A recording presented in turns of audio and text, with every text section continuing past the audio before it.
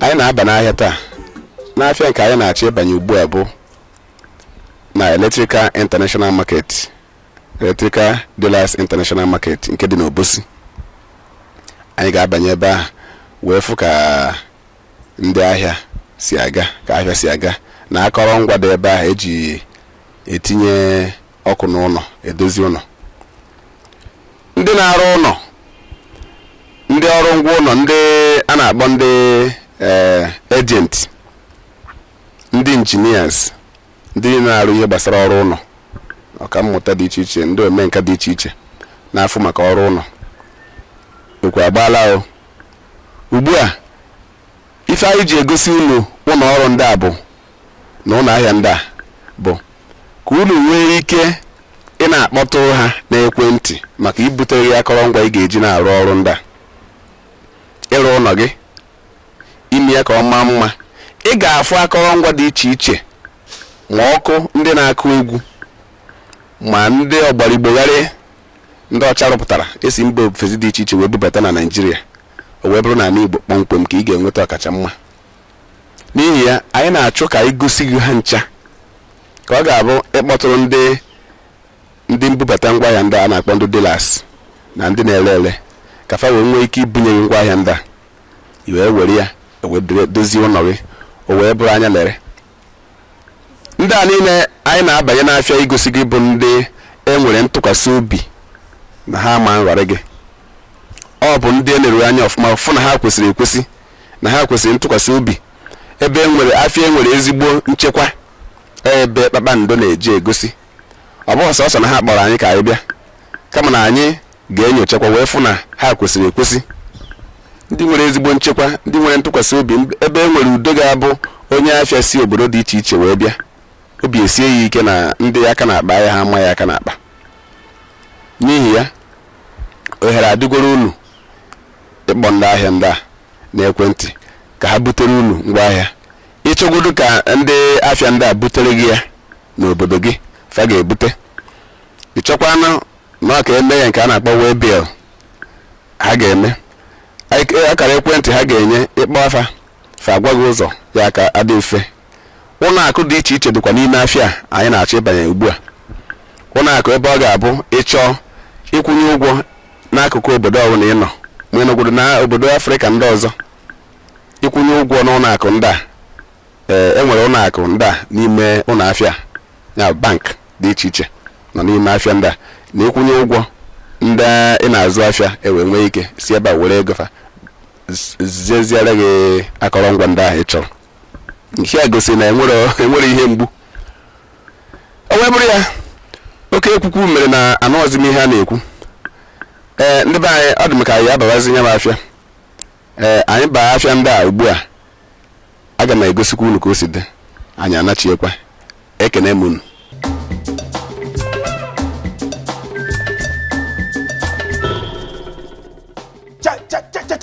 Igbo wen wụrịanụ maka na nke ahụ anyị na-achọ n'oke elu anọ na anyị n'ogbe aka ugbu a. Kpakpando agbaala o. Kpakpando bụ n'ụlọ onyonyo nke mbụ na Naịjirịa a na-asụ sọsọ asụsụ Igbo site n'ụtụtụ ruo n'ụtụtụ. Kpakpando na-akwalite mmemme ndị Igbo, omenala, ejije, egwu, azụmahịa, ndọrọndọrọ ọchịchị, egwuregwu, asụsụ Igbo na ihe niile eji mara ndị Igbo. So na Igbo Infinity TV ka ị ga-enweta Kpakpando. A na-afụ anyị na Naịjirịa niile. Kpọọ anyị na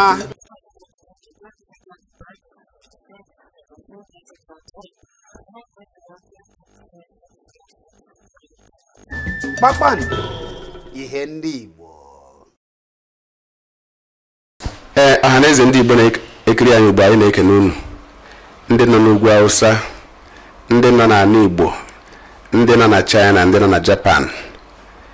Ọ bụ onye nke gị Ben Ugochukwu ike okwu na-ekene unu n'ọrụ Kpakpando. Dịka nsi gwa unu oge anyị nọ n'iro na anyị abatagwo ịkwalite aka ọrụ na azụmahịa ndị Igbo na ala Igbo kpọmkwem. O wee bụrụ tata n'ụbọchị a anyị nọ n'Obosi, o wee bụrụ na nke ndị Electrical International Dealers Market n'onu ndị na-asụ bekee.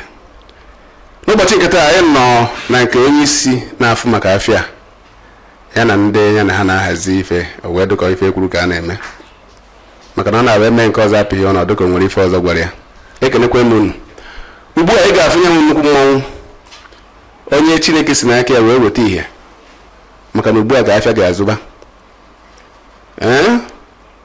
O wee bụrụ onye ka m na-ekwu maka ya, ngwa kirie na okere mmọnwụ na-anyịkwa ya ekene gị. Udo dịrị gị.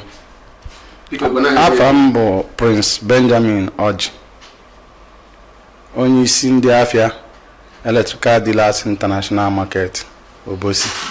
Eji m ohere ekene ndị ụlọ ọrụ Kpakpando kebụl unu nwawo ndị bịanụ ka unu wee so furu ife na-eme n'ime afịa anyị n'ụbọchị nke tata, wee gosikwa ụwa niile etu afịa dị.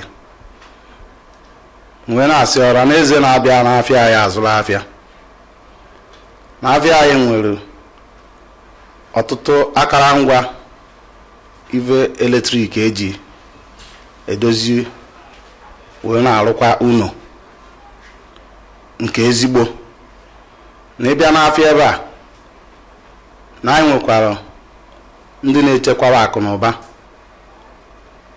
na ngwa afịa ndị mmadụ nke a na mbụ ndị oyibo na-akpọ sekuriti.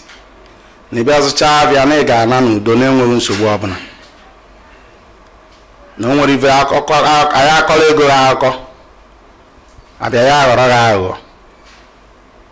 Na afịa anyị ma mmarị nne na ụdị ife ọbụla ị chọrọ maka ife ọkụ eji achọ ụlọ mma, ma ndị a na-akpọ chandelier n'ọnụ oyibo, ma ọtụtụ ọkụ dị iche iche, ma street lights, ma ụdị kebụl waya dị iche iche bụ ree kọpa, ezigbo kọpa wires abụrụ nke na-agba ụlọ ọkụ dị n'afịa Electrical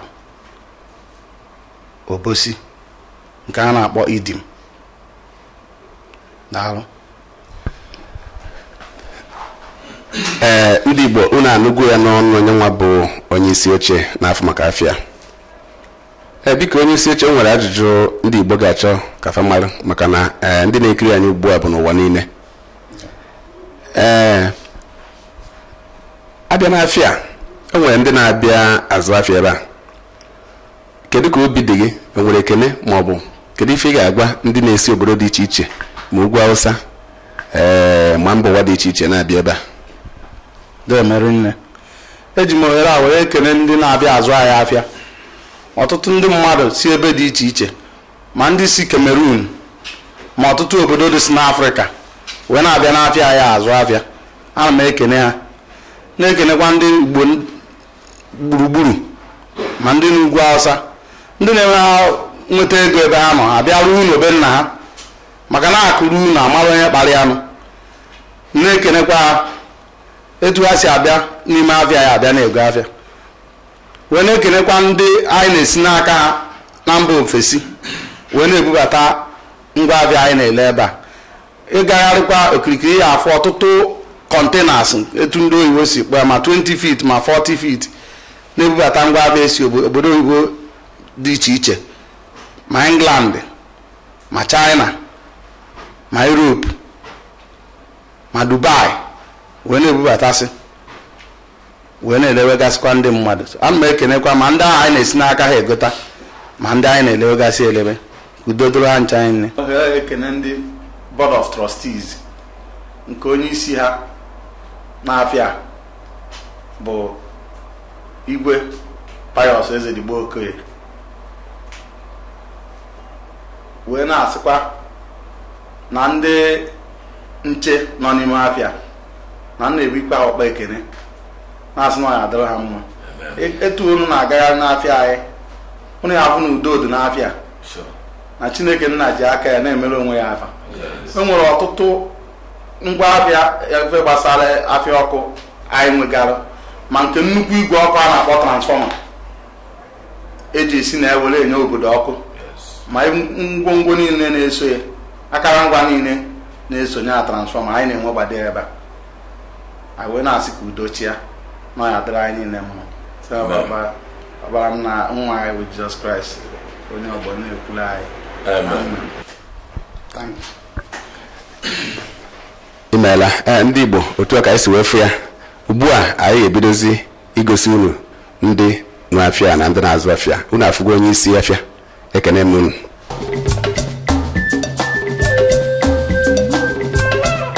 afọ m bụ Okechukwu Ọnụgha mụnwa bụ task force chairman Electrical Dealers Association Obosi.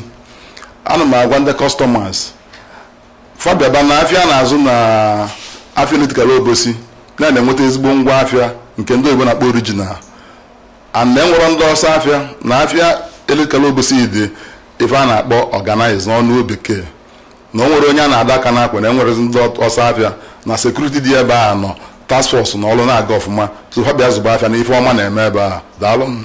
eze na-ege m ntị ugbu a ọ iji gbaso ife chairman onye isi na-achịkọta afịa Electrical Dealers International Market Obosi kwuru ọ na-enu ka m nọ wee na-asị ndị afịa bịara afa m bụ Chika Charles abụ m onye nri ọ mụọ Secretary General of the Association wee na-asị ebe ọbụla onye nọ Igbo bụ Igbo fa bịara na ife ọma dị na Electrical ọ ife nna yo.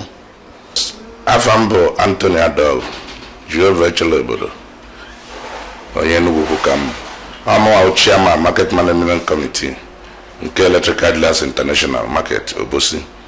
ekwu na ife ọbụla na-aga n'anya udodo onye ọbụla bụ onye Igbo ebe ọ na-enọ ting home oyibo asụla anyị gọvanọ Ezeife ting home na ife ihe na-eme na Nigeria na you have to ting home ebe ọ na-enọ wee na-ayọ onye ọbụla na udo ga-adịrị unu onye ọbụla bịa zụrụ anyị afịa na anyị na-elotie. Daalụ m.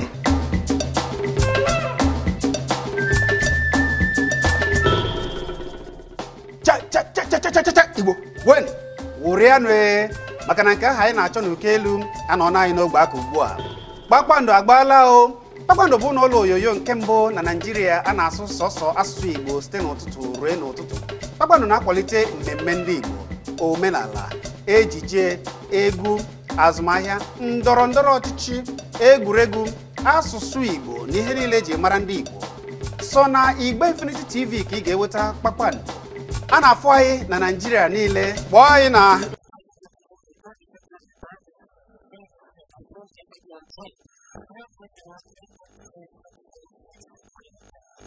Kpakpando, ihe ndị Igbo. ya mụnwa bụ Nwaọzọ Syracuse onye ji Lankadede wee mara. mụnwa bụ Vice Chairman Electrical Dealers International Market Obosi. ana m ekene ndị afịa niile na-ekenekwa my chairman bụ Oji Benjamin.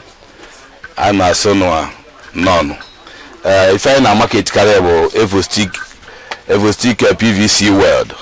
ife gọma bụ gọma eji alụ conduit pipe itere na conduit pipe ọmachi ọfụma so n'ụwa niile Lagos everywhere na Nigeria niile ọ gọma ihe eji wee ji alụ conduit. anyị na-asị kọstọma anyị onye ọ na-ego gọma ya jisi ike na-atụnyere anyị na ọ na-adị mma. anyị na-maintain our quality to the highest standard. anyị na-asị unu daalụ nọ na-egote na na-agba na anyị aka afịa dịka unu nwere ike ka Chineke gọzie unu mgbe unu na-eme nke a n'aha Jizọs Kraịst bụ onye nwe anyị. Amen.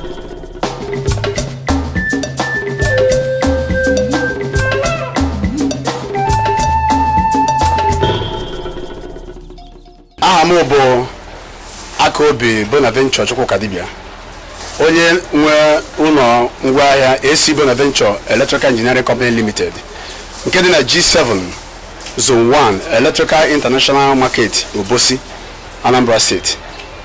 ihe ndị a bụ ihe anyị na-afụ maka ya. ihe eji mara m akara igwe ihe eji wee nweta m bụ 080 377 88114. Ihe ndị a bụ ihe anyị na-elesi ndị mmadụ na-abịa egolu.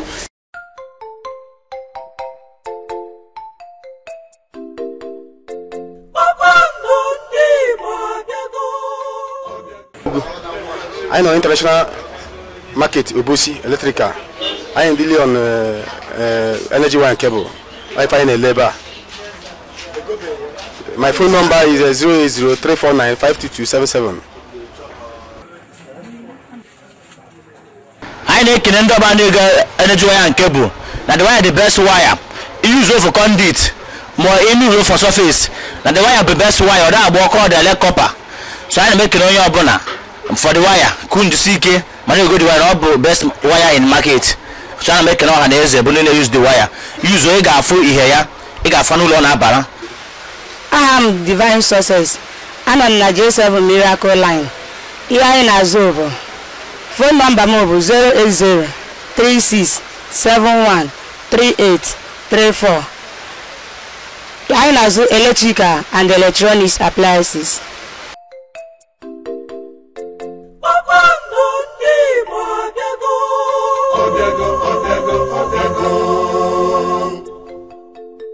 Kene Dioma Mubu Engineer Bongos Mwabeze.